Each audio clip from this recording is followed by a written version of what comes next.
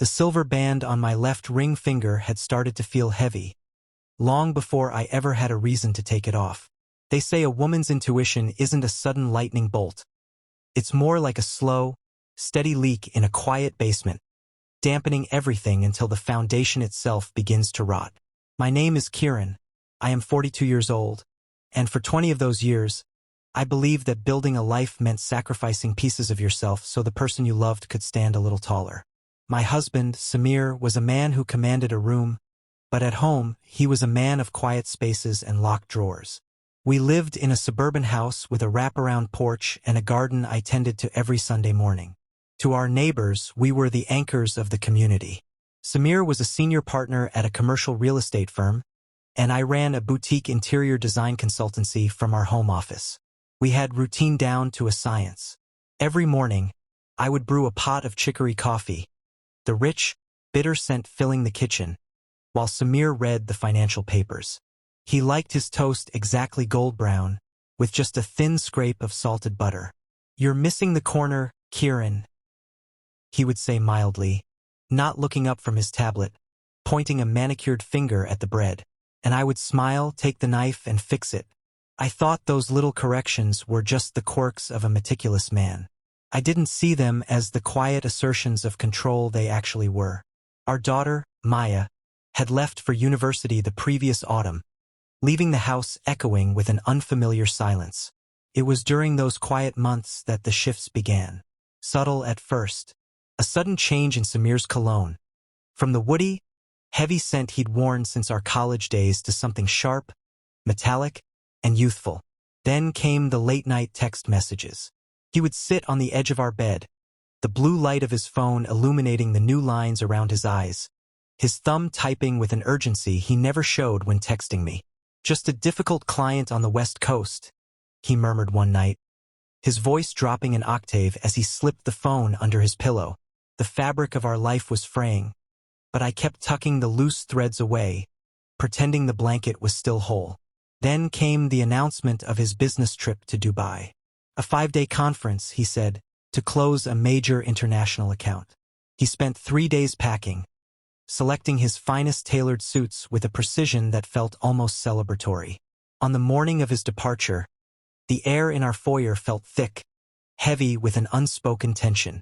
As I reached out to straighten his tie, he stepped back just an inch.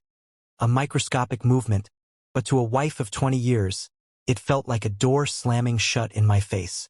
"Don't worry about calling too much, Kieran," he said, checking his watch instead of looking into my eyes. "The time difference is brutal, and my schedule is packed. I'll check in when I can." He kissed my cheek, a dry, mechanical press of lips, and left. The scent of his new, sharp cologne lingered in the hallway long after the sound of his taxi died down the street. It was only 2 hours later, while clearing off his desk to dust, that I noticed his secondary tablet had been left behind, plugged into the outlet behind the filing cabinet. It was buzzing softly, receiving synced notifications from his personal account. I picked it up, intending to turn it off, but the screen was unlocked, and the message displayed on the banner read, "*, the flight is boarded. Can't wait to land in paradise with you, Sam. *. The sender's name was Ananya. She was a 26-year-old junior associate who had joined his firm 6 months prior. The kitchen clock ticked, each second sounding like a heavy hammer striking a hollow wall. I sat down at his desk, the tablet heavy in my hands. With a numb thumb, I scrolled through their conversation history. It wasn't just a recent lapse in judgment. It was an entire parallel life mapped out in text messages, flight itineraries, and hotel reservations. Samir hadn't booked a single room for a business conference. He had booked a luxury, 5-star resort villa on the Palm Jumeirah, complete with a private pool and a personal butler. The reservations had been made 2 months ago using our joint primary credit card, the one linked directly to our shared savings, the account where my own design consultancy earnings were deposited. He was funding a romantic getaway with a woman half his age using the money we had set aside for our retirement and Maya's postgraduate studies. As I read her messages, describing the silk dresses she had bought for their dinners, and how much she looked forward to him finally leaving his stifling home life, I didn't cry. The tears simply wouldn't come. Instead, a cold, heavy clarity settled over me. For 20 years, I had shrunk myself to fit into the corners of his life, ensuring his toast was perfect and his shirts were pressed, while he was quietly preparing to erase me entirely. I looked down at the tablet screen, where an automated notification popped up from our bank. It was a pre-authorization charge from the Dubai resort for $3,000. I took a deep breath, walked into the living room, and sat on the sofa. I called our bank's priority customer service line. "Welcome back, Mrs. Malhotra." The representative's polite voice echoed through the speaker.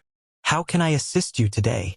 "I need to report suspicious activity on our primary credit card," I said, my voice steady, devoid of the tremor that was shaking my inside.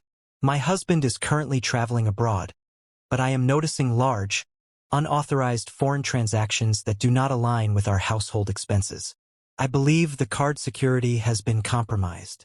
I see the charges in Dubai, ma'am. Would you like us to temporarily freeze the account or issue a permanent cancellation?" "A permanent cancellation," I replied, looking out the window at the garden I had spent years nurturing alone. "And please decline any pending authorizations immediately. My husband has his own separate corporate card for emergencies. This personal joint card needs to be shut down right now." "Understood, Mrs. Malhotra. The card ending in 4012 is now permanently deactivated. A new card will be mailed to your home address within 5 business days." I hung up. The silence in the house returned, but it no longer felt heavy. It felt like space opening up.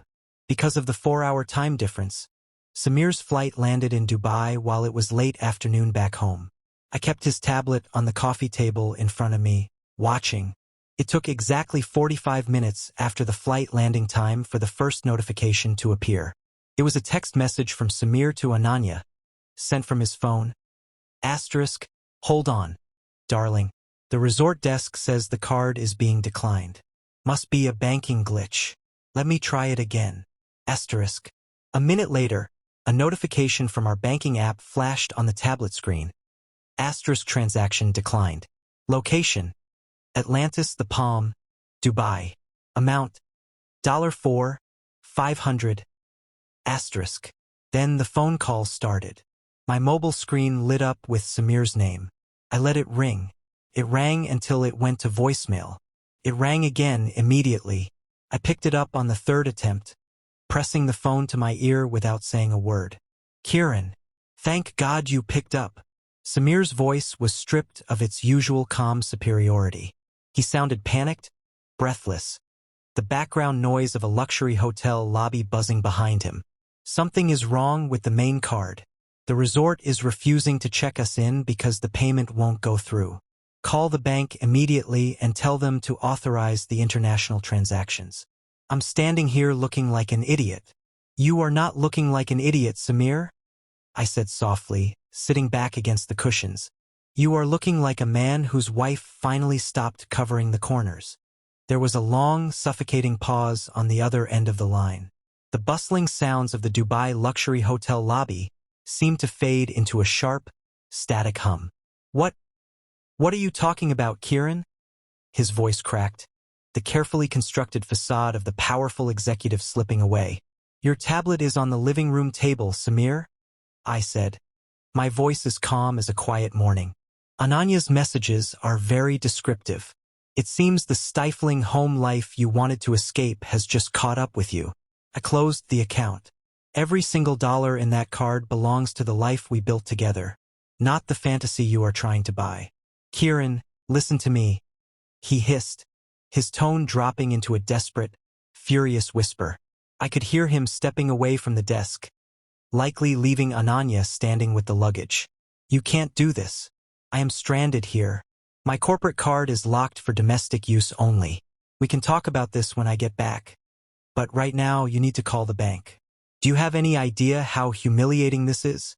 "Humiliation is a quiet thing, Samir," I replied, feeling a strange, profound sense of peace. "It's the smell of a stranger's cologne on your pillow. It's the realization that 20 years of devotion meant nothing to you. Enjoy your stay in paradise." I suggest you see if Ananya's silk dresses can pay for the room. I hung up the phone before he could reply, and I turned it off. For the first time in 2 decades, I didn't care what he thought or what he needed. The public fallout was swift, though I never sought it out.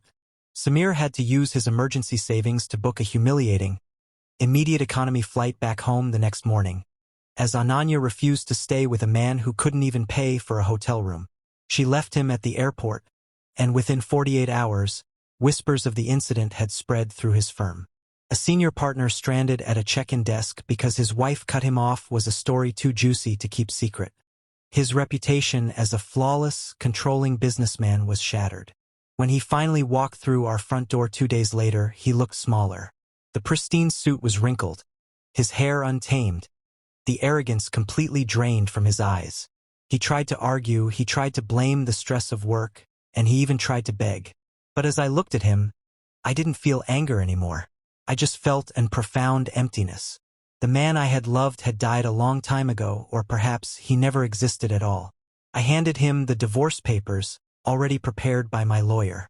I kept the house, and I secured Maya's educational funds. Today, the scent of chicory coffee still fills my kitchen every morning, but I only make enough for one. I don't check the corners of the toast anymore. I look out at my garden, thriving and green, and I realize that sometimes you have to cut off the dead weight before you can truly grow. Breaking a trust doesn't just destroy the past. It frees you to build a future based on truth.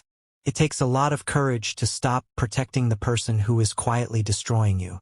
But when you finally find that strength, the freedom is worth every single tear. I chose to stand up for my dignity, even if it meant tearing down the life I knew. My dear friends at Broken Trust Stories, I want to ask you honestly, would you have canceled that card? Or would you have waited for him to come home? Tell me your thoughts in the comments below, and please subscribe to the channel to support more stories of truth and healing. Take care of yourselves, and remember your worth.